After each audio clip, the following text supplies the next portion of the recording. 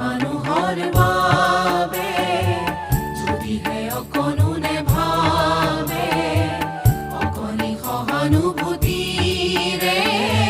ভাবিব কোনেনো কোৱা সমনীয়া মানুহে মানুহৰ বাবে মানুহে মানুহক বেচিব খুজি মানুহে মানুহক কিনিব খুজি মানুহে মানুহক বেচিব খুজি মানুহে মানুহক কিনিব খুজি পুৰণি ইতিহাস দোহাৰি